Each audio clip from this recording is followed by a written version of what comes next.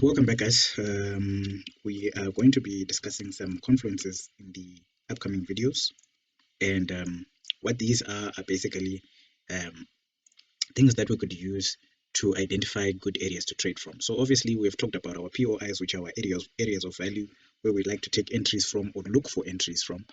Um, Whether it be that we're taking a risk entry or we're waiting for changes of character from that zone, right? But obviously, POIs are everywhere on a chart. POIs are everywhere on a chart. So we obviously want to look for ways to filter out bad POIs from good POIs and look for ways to make sure that we manage our losses. Because if you're always saying you're just going to draw a POI every time you see a break of structure, you may suffer a number of losses before you see the market going your direction. Or sometimes you might see the market not even going your direction because it doesn't owe you a loaf of bread. And it doesn't have to respect a POI simply because you think it will. The market is the market. It doesn't always observe market structure. It's imperfect. And we have to find ways to make sure that we minimize our losses by looking for good confluences that inform our rules for selecting POIs, right? So the first confluence that we want to discuss is something called liquidity, right? So what happens with liquidity is simple. I'm sure you've been in a trade where you have got a support area, or let me use a rectangle for this example. So you've got a support area like this, right? And for whatever reason, price in the past has been bouncing off this area uh, nicely. It's been doing this, going up.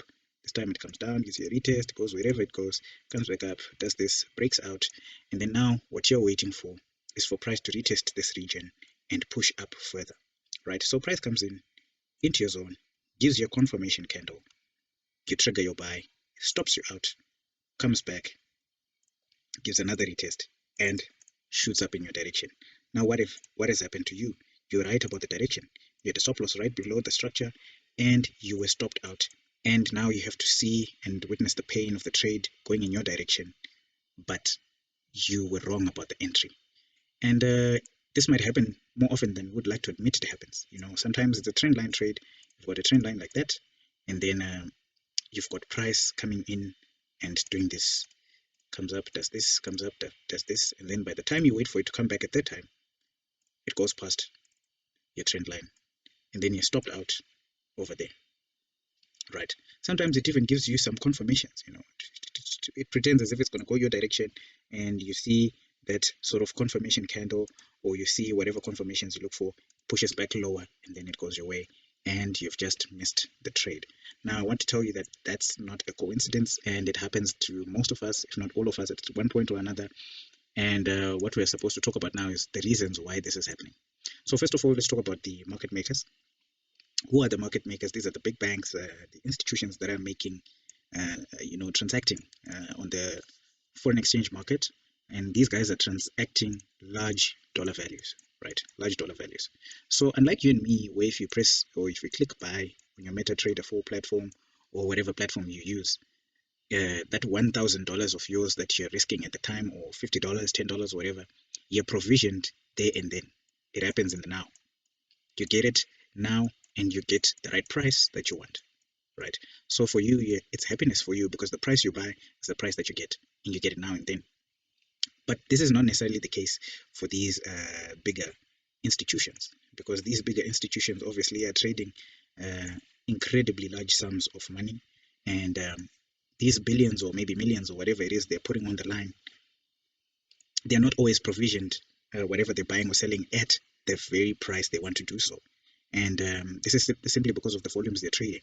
And sometimes it's simply because all of us can see that this thing is buying. So to look at the example of the support area, right, all of us believe that when we see this happening, sometimes even the very amateur traders, they're expecting price to come here, and they know price is going to retest. They know price is going to go higher. We all see it, and so does the market maker. But if the market maker is to buy at this price, then who's going to sell to them if most of us think price is going to buy? Because we agree that for everyone who wants to buy, for every willing buyer, there must be a willing seller. Somebody who's willing to put their dollars and sell at this price. But we believe the price is going to go higher. So most people don't want to be selling here. Most people want to be buying over there, right? So does the bank. The bank wants to buy. But there's a minimum number of people who wants to sell at that price point. So now this guy who's working, the poor guy who's working in the bank, he doesn't hate you, he doesn't know you, he doesn't know you're trading for MetaTrader, he can't see your trade. But what you can see is there's a major support area over there, and most people are looking to buy. And he can see that there is a structural point maybe that's here, or whatever the case, or a low that's been printed by the market where everybody is going to put their stop losses, right? Everybody wants to buy, so everybody wants to place their stop loss there, right? So what's the market maker going to do? Or this guy working from the bank, see price over here, right? He wants to buy, right? And then you get your confirmation candle. You got your whatever confirmation you use. You think price is going to buy, right? And you're in the trade. You place your stop loss right below here. Now what he's simply going to do is he's willing to sell, put in a sell order for price to come in, stop everybody out. When we've been stopped out, then price continues in his direction. Now two things have just happened here. We know that in forex, every time we are buying, we are also selling, right? And every time we're selling, we're also buying. And what do I mean by this? Let's look at an example of a forex pair like Euro USD, right? So every time we're buying the euro, we're obviously selling the dollar, right? And whatever vice versa. If you like to think of it in a Beru to change scenario, where you're going to whatever Beru to try and change your money, exchange your currencies. If you've got the US dollar and you need some euro, you're obviously going to sell your euro and so on and so forth. And the opposite is also true. So what's going to happen here is every time you place a buy at this point, right, you've sold another currency. But what happens is when you get stopped out here, now, when you get stopped out here, essentially what has happened is you've now given that big bank those extra orders that they needed to take their buy. So if they needed, say, for lack of a better way of expressing it, they needed 10 potatoes, right? They wanted to buy 10 potatoes over here, but there was no one who was willing to sell 8 of them. There were only 2 potatoes that were being able to be bought at this price point. If they force you to liquidate your potatoes over here, all of a sudden they've got the 8 potatoes they need, and then they can buy those 8 potatoes because you have sold them. You sold your 8 potatoes when you were forced out of the trade. I hope that's clear enough, right? So what they've done here is they've forced you to come out of your position and avail more stock to them. They've essentially force liquidated you and taken you out of the trade because they know if you're a retail trader, you don't have too much money. Everybody is within 30 to 60 pips. The stop loss is somewhere within 30 to 60 pips of this support zone. The guy doesn't hate you. He has got a job to protect and he's got deliverables to give, so he's simply going to drive price down for a bit and then he pushes price up, and then later he'll come back to make sure he closes his sell side orders which is placed over here, and then price continues with the trend if it's going to continue with the trend, right? So this is sort of the reason why you're seeing yourself, or you may have been seeing yourself being stopped out of trades, even with a trend line. We've got price moving up and down and doing its thing, and when price revisits this area, all of us know we want to buy. The market maker wants to buy, but there's not enough stock for them to buy. They're just going to force price to drop just a little bit, ever so slightly, take you out of the trade. There's enough orders for them to pick in and buy, and then they buy the full volume that they were looking for, take price further up, right? So that's exactly what is happening in the market. So they are sort of like maybe 6 types of liquidity that we'll go through that a person needs to understand for them to excel in the market. But what you need to know is at some point or another, all of us are going to be liquidity for whatever the market maker is trying to achieve or do, right? So what's the importance of knowing zones of liquidity? Number 1, let's put that down, importance of understanding liquidity. Right, first, we get to know bad POIs to trade from, right? So obviously, if we're going to go back to that trend line example, we've got a trend line, price is coming up, it's bouncing up nicely at this area, and then it comes back now. We know there's a higher chance that all of us, everybody can see that price is likely to bounce from here, particularly the trend line traders, who may not, of course, be very matured in how they look for entry criteria. I'm not saying all trendline traders are going to be trading this way. Some of them are smart enough to know how to look for an entry and make money from this, but the majority of traders who are still new, who are trying to trade trend lines, who are losing money and not profitable, obviously going to be looking for an entry with some rudimentary and very common tactics that even the market maker knows. So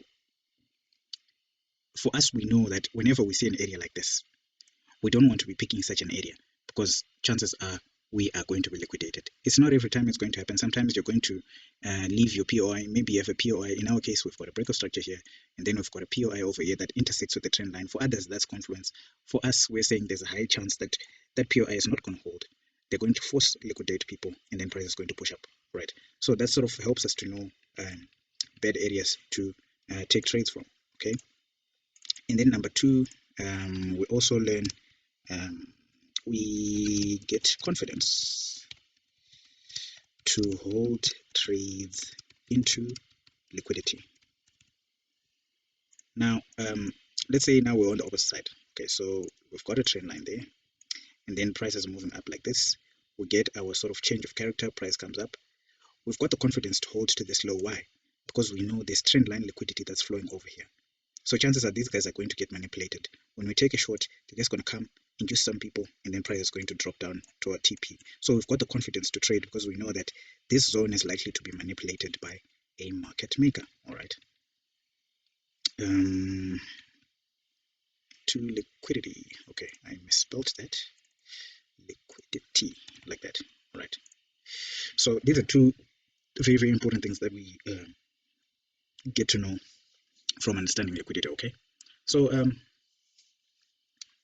the last thing perhaps that we need to include actually is number three. They help us to see good POIs to trade from, right? So all of these things you're also going to see in the examples that I'm going to give you, and you're going to understand why it's important to learn all these things. Okay, so let's start with the first type of liquidity that we want to discuss, which I've obviously shown you. This is the horizontal liquidity, right? This is the horizontal liquidity. So this is your areas like your support areas, resistance areas, things like that. You've got things like your, what they call this, your quarter points. For some of those that trade those quarter points, your round figures, right? Round figures. So, you know, people, psychological, I think they're called psychological prices, where, you know, it's like a flat $1, right? It's a flat $1 for that pair. So over here, maybe you'd be looking, a psychological figure over here would be 75, right? Which you can see over there, 75 cents. Because people normally don't want to go 0.74, what.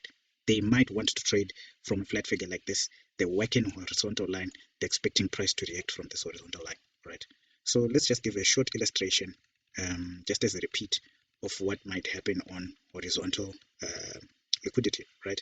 So as we've already said, you've got your support here, or this time let's call it a resistance, right? You've got price moving down, price breaks your support, turns resistance. You're waiting for it to come over here, and then price just does something like this, and then pulls back, stops you out, and then goes your way, right? Now the question is, what has just happened over there? Where price seemed to drop just a little bit, pushed you out of the trade, and then went your direction. What's this?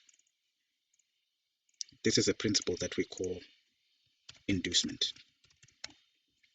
right? So theory is actually called, let's call it the liquidity inducement theory. Now this liquidity inducement theory works simply like this.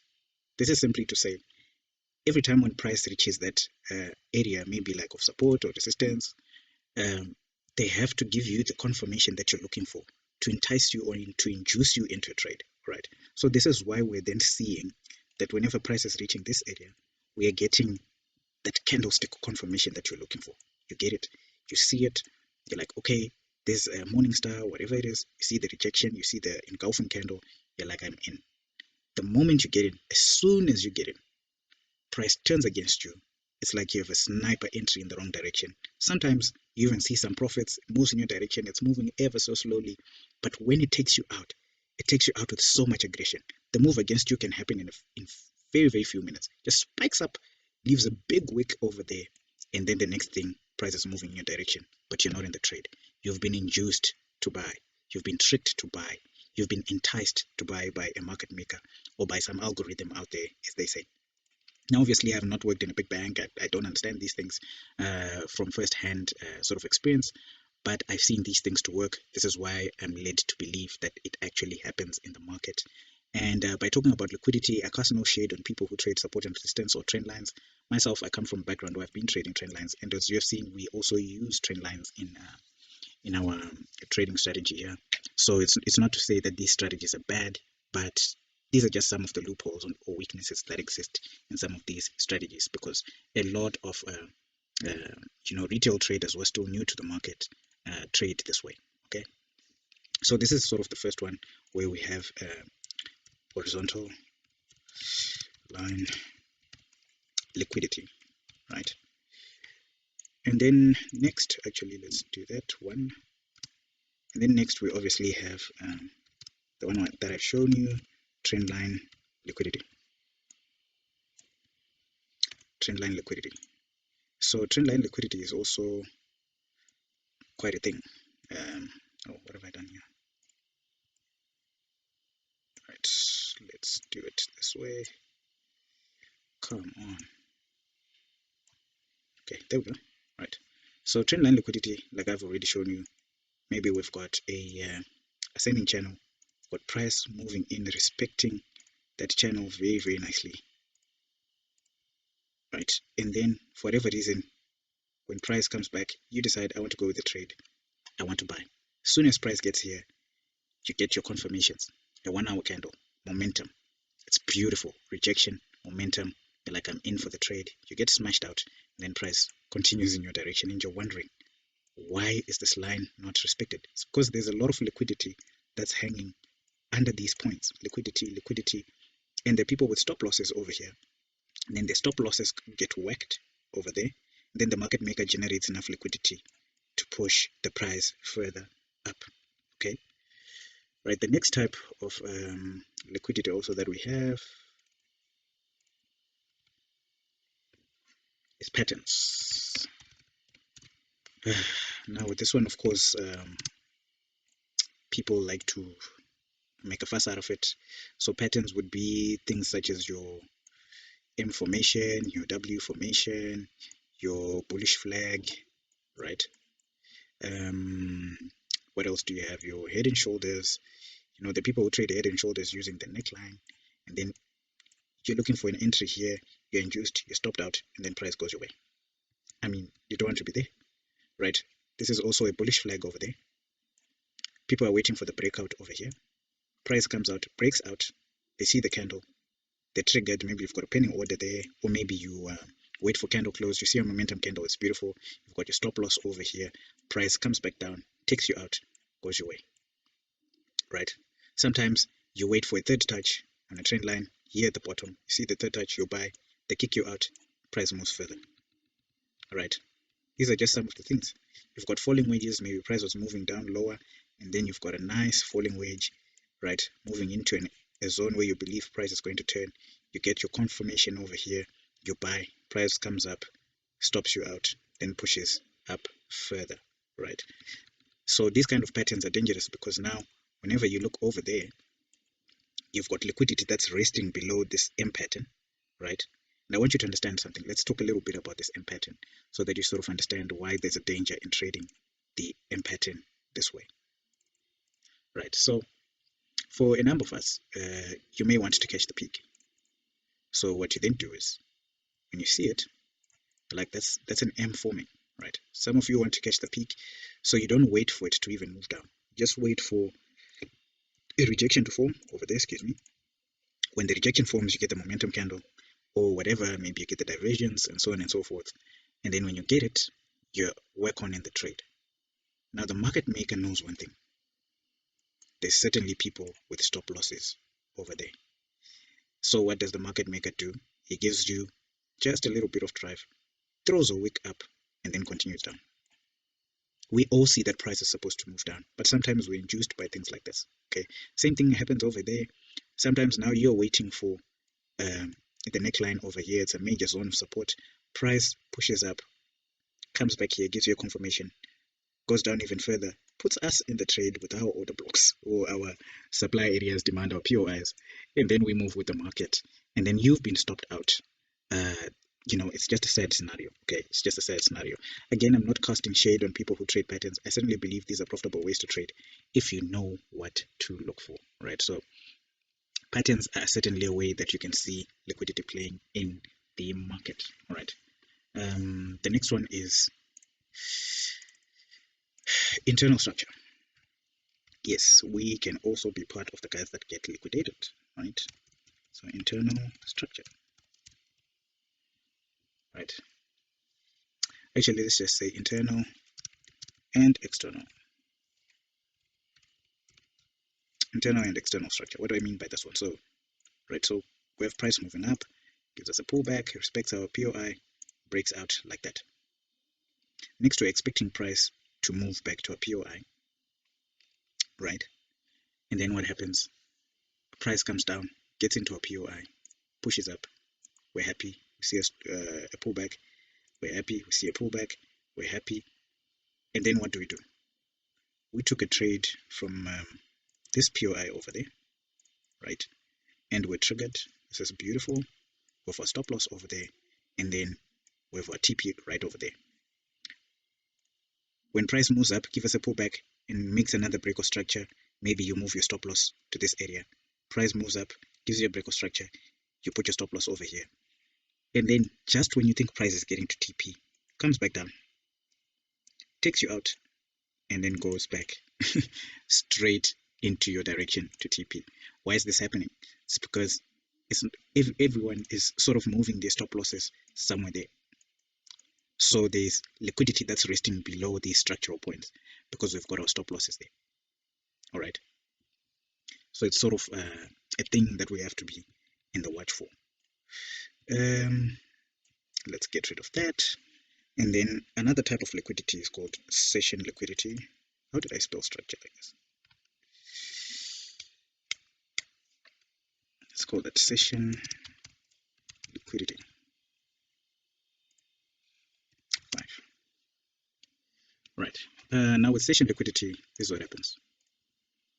The theory behind why this works, again, is not something that I'm too familiar with, but I've seen it work. But what I've heard being rumored is this. So you've got price. When price moves in a, let's start to say with the Asian session, you've got price moving in what is normally sort of a range, right? And then price breaks out during the London session, starts to trend. And then when the New York session starts, you've got what they call the New York reversal.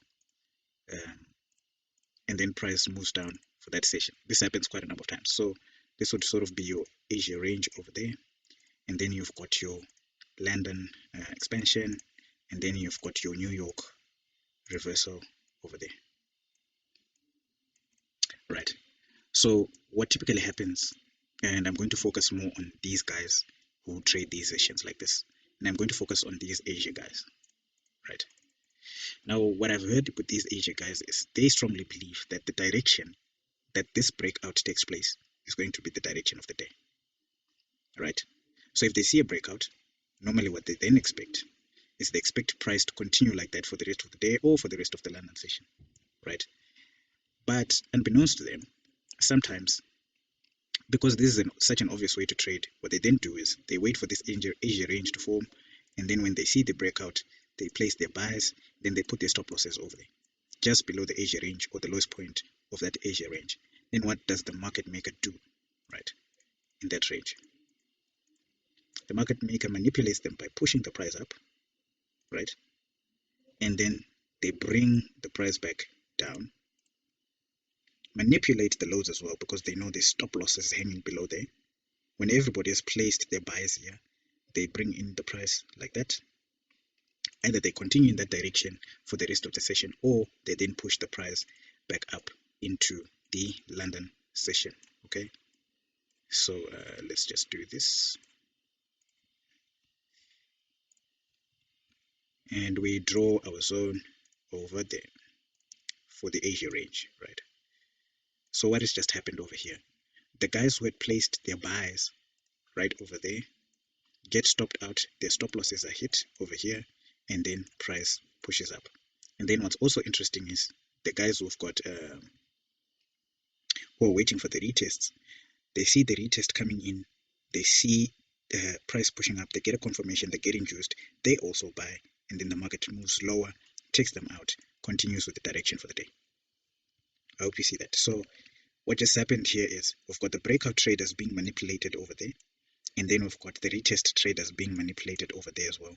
And all of them have their stop losses somewhere below the Asia range or somewhere within the internal structure that exists over here. Then the structural liquidity is going to be manipulated. And this thing of breakout and retest traders being manipulated happens everywhere, even with just support and resistance. You know, price comes up, comes down, and then you have this confirmation over here. These breakout traders were stopped out over here. They've got their stop losses below support. Breakout traders are going to get stopped out. And then the guys who saw the confirmation over here who are going to wait for candlestick confirmations may also get induced, and then they get stopped out. Okay. So this is something to look at. And then we also have for the guys who are in the London expansion over here, they're expecting price to continue to move up.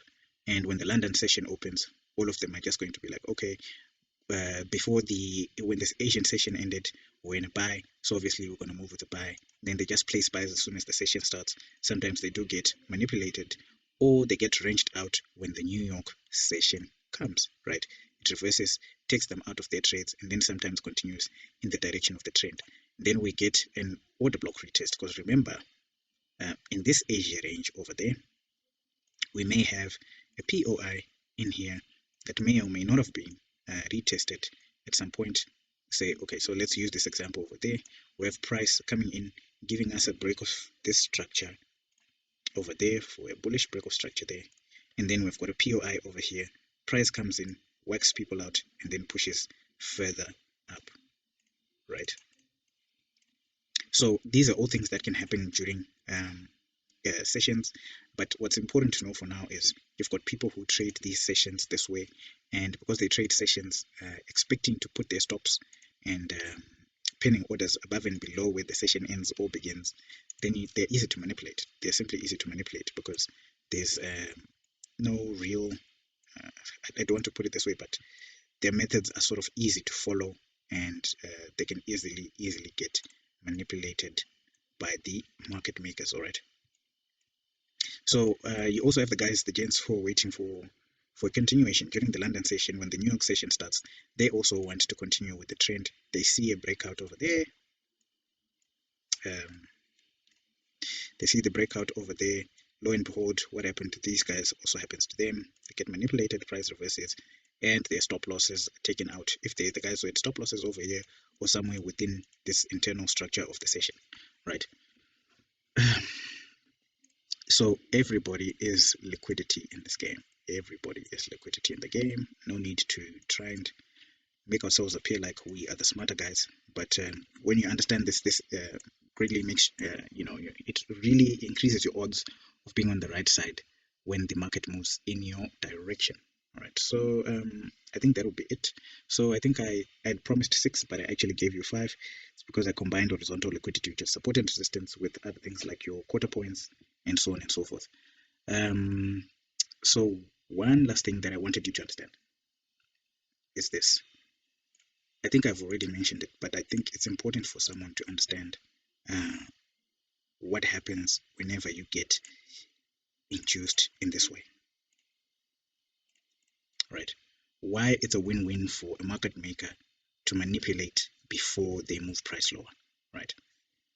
Again, like I said, we've got buy stops with stop losses below.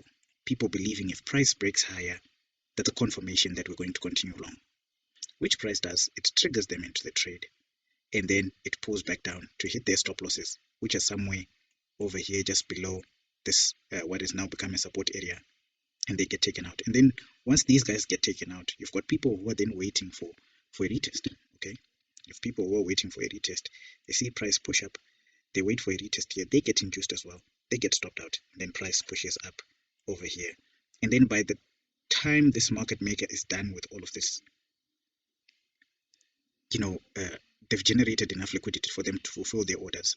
And for some of us, we may be getting triggered into our trades because we've got POIs that are somewhere in here and we're waiting for the market maker to do this. All right. So this is sort of what you then need to know about these kind of things. So just so you know now, let's put these points into context. So how do we get to know bad POIs to trade? So in this example, let's do this. Right. So we've got price pushes up, comes down,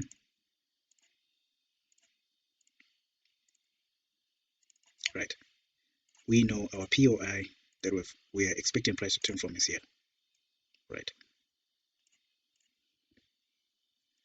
When we see such a POI over there, and we see horizontal line liquidity over there, of course we're happy to select this order block because we know that this order block is likely to be respected, right?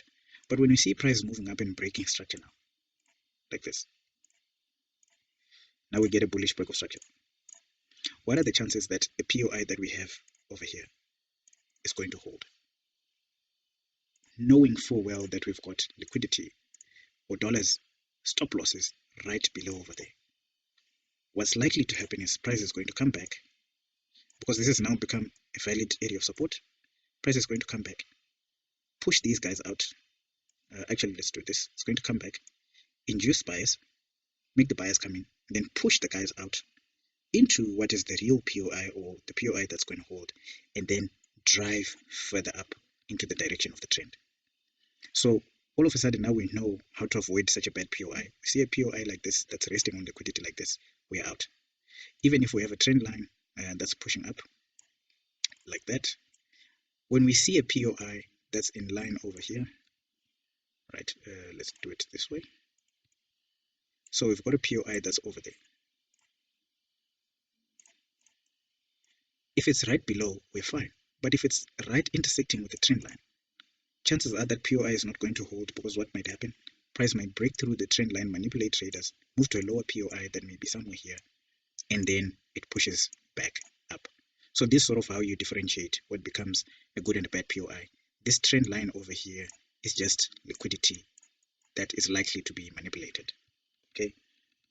And then the last one, which I think I've already told you about, is about holding trades into liquidity, right? So you get this, let's say, when price reverses at this point. Let me just clear this out. Come on. Thank you. Right, so price comes up like this, gives us a double top, and then comes in through this POI, induces some guys, comes lower, gives us our confirmation schematic, and then you buy. You see price moving down like this, right? You see price moving down like this. And then you know for sure that you've got liquidity that's resting above this double top over there. You become more confident to hold because you know for a fact that it's highly likely that you've got stop losses that are hanging over there, and people who believe price is going to come up reject at this point and sell. So when price gets up here, it might induce some guys to sell and then eventually take the guys out to continue with the trend that market structure has been showing you. So I hope that's been clear enough. In our next session, we'll be sort of showing you these examples on chart and giving you the evidence that these things actually happen sometimes and they can actually help you in your trading. All right, otherwise, thanks for joining. I hope you managed to learn a lot. Cheers.